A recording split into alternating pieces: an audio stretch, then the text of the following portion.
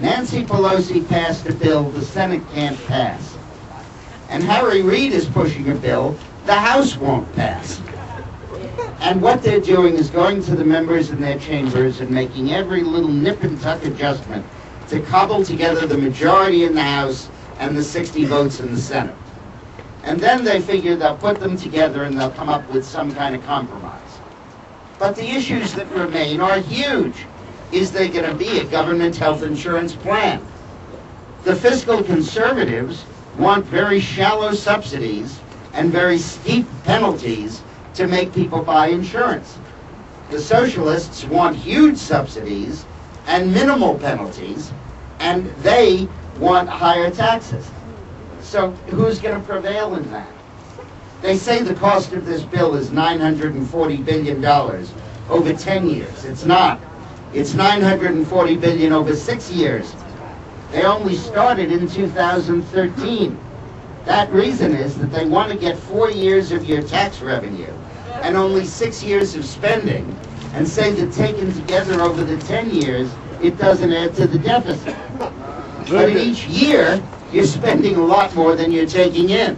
And that kind of, to quote George Bush, fuzzy math lands you with a deficit 3 times what it was when Obama first took office. The cost of this bill over a 10-year period, which is where you should measure it, is over $2 trillion. And it is over $500 billion in deficit, even with all of those cuts. So these are all issues that are going to be stuck up. They're going to be sticking points in these negotiations. They're going to constantly revisit them. There'll be demonstrations. The pro-choice people will oppose it. The pro-life people will oppose it. And everybody's going to go slowly crazy over the 2 or 3 months that this thing is before the conference committee. And meanwhile, the election is going to come closer and closer and closer. And, you know, Everett Dirksen, the senator from Illinois, once said of our distinguished representatives in Washington, when they feel the heat, they see the light.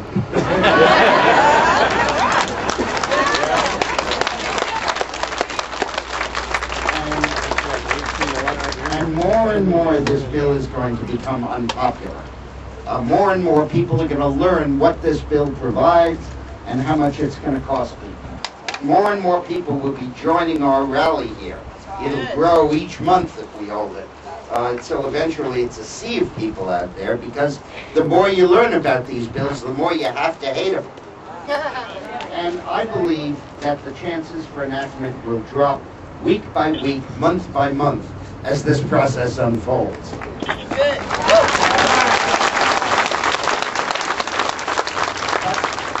$20 here today to run ads in Arkansas, you've seen them on the air, where we're pressuring Blanche Lincoln and Mark Pryor on these bills.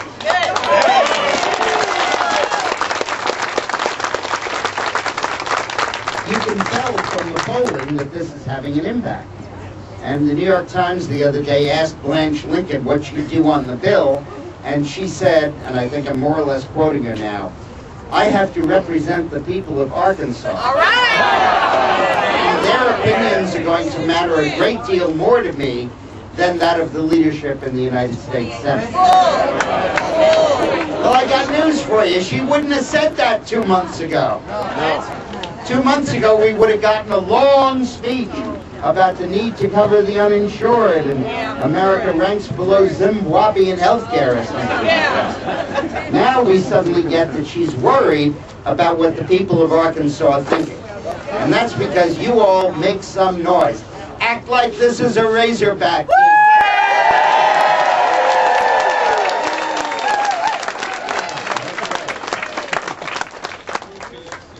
First time Bill Clinton ever said that to me, I thought he was absolutely out of his mind.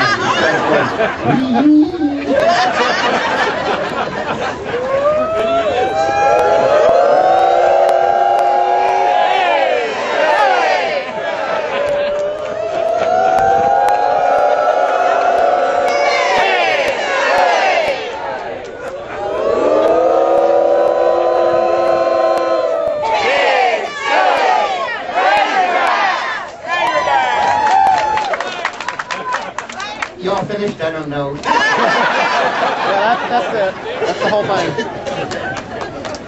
You know, and I gave you the fax numbers of these senators. A story raced through my mind. After I worked for Clinton, I was called to appear before with the staff of the Government Operations Committee, and they were less than friendly. And they asked me, so did you write this memorandum? And I said, yes, I did. They said, did you give it to the president? And I said, yes. And they said, how did you give it to him? And I said, I faxed it to him. And they said, well, where did you fax it to him? And I said, on his White House fax machine. And they said, I mean, where? And I said, what do you mean, you want the number? And they said, yes. So I gave them the fax machine. It rang at Clinton's bedside.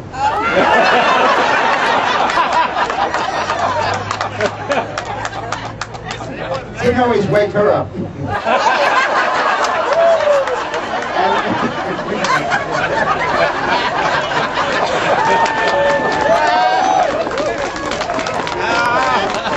And then about 7 months later, they put my testimony online. So the president's bedside fax number is online. We had one hell of an evening. But listen, then there's the final thing you can do. Every one of you is the publisher of his or her own little newspaper in the internet era. Your Christmas card list, your work associates, your friends, your classmates from school, going all the way back. You probably each have over 100 people who you regularly are in touch with over the course of a year. Well, for goodness sakes, write them and email them. Give them these phone numbers. Give them some of the facts we've talked about today. I've tried to lay it out in my book, Catastrophe. And get all that information and act on it. Spread it out. Because this is no longer a situation where we stand up here and we make ripples. Each of you is your own center to send out ripples in your own circle. And that's how we can beat them. That's how we can beat Washington, and that's how we can stop what is, after all, the most serious threat to our lives and our liberties we Americans have ever encountered since World War II. Thank you.